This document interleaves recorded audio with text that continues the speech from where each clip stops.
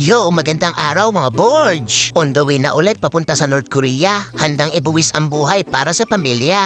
Habang naglalakad ako papunta sa pick-up point ng service namin na airplane mga Borge, nakita ko si Sir Christian, mukhang nag-aabang ng mabibiktima na ma-hold up. Tapos nakasakay na kami ng service namin na airplane mga Borge. Tignan nyo mga Borge, meron na palang McDonald's dito sa North Korea. Go Borge! Habang nasa biyahe pala kami mga Borge, meron kaming naispatan na North Korean girl at napakaganda niya. Kaso yung matikuno at napakahat na driver namin ang umagaw ng atensyon niya. Huh? Oh shit! Oh shit! And did it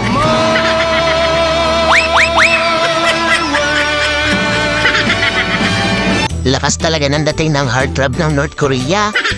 Dito na kami agad sa kumpanya mga Borge. Dumiretso na kami ng kantin mga Borge. Tapos mukhang masaya yung North Korean girl kasi nalalapit na daw ang pagkikita nila ni Boss Freddy.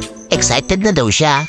Kaya binigyan niya ng madaming ulam si Sir Norby. Tapos gusto niya pa itong subuan. Sa kabilang banda, Oh shit! Oh shit! pasimpleng ginagamit ni Manong yung karisma niya para makadiscount siya bilang senior citizen.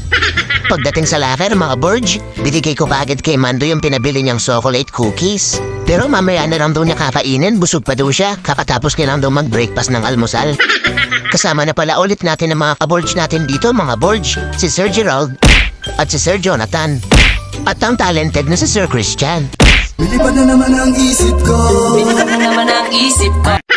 Pakilala ko na pala sa inyo yung North Korean OPA namin mga Borge. Ang Super Saiyan Operation Lead namin mga Borge. Ang batang-bata, sexy, guwapo at habulin ng mga aso, si Sir Christian Crisostomo.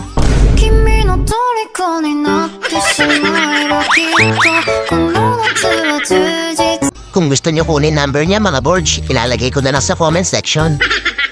Di na namin inabutan yung ibang mga ka-Borge natin dito mga Borge. Baka maiwan daw sila sa flight pabalik ng Pilipinas. Kaya agad-agad na namin niresbakan yung sinumbong nila sa amin mga Borge. Makikipaglaban pala kami sa malaking imbudo ngayon mga Borge. Tara na, Goku!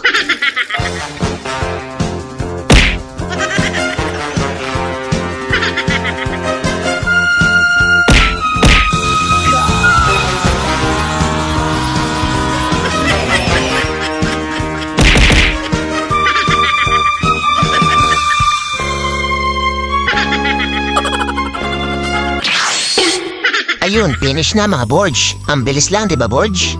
Tapos niligpit na kaagad namin yung mga gamit na ginamit sa pinaggamitan. Tapos nag-coffee break na kami ngayong break time. Humingi pala ako kay Mando ng chocolate chips niya. Kaso sabi niya isa lang, kulang pa daw kasi sa kanya yon. Kaso isa't kalahati yung nakain ko mga Borge. Kaya ayun, nagtampo si Mando. Di na kami nag-dinner ng hapunan ni Sir Christian mga Borge kasi workaholic kami. Kaya nag-biz na kami agad para makauwi ng Pilipinas. Pero bago yun, ipapakilala ko na sa inyo yung mga batikan na ka-Borge natin dito mga Borge. Sila nga pala yung naka-duty ng panggabi dito sa North Korea mga Borge. Kasi sila yung may kakayahan na magtrabaho habang natutulog. Dumating na yung service na airplane namin mga Borge kaya andito na sila. Ito nga pala yung macho, guwapito, at baka ex ng nanay mo na maaaring tatay mo, si Sir Ronnie. Oh shit! Yummy hotdog, my Ronnie! What is that? Don't hurt me. Don't hurt me. No more. Sobrang bait niya ni Sir Ronnie mga Borge. Isa din yan sa pinakamahusay magluto dito sa North Korea. Yung huling niluto niya na paldiretang North Korean soldier, pumano na. Oh shit! Ito nga pala si Sir Emil mga Borge. Ang North Korean actor namin, kasama siya sa movie na The Expendables. Oh shit!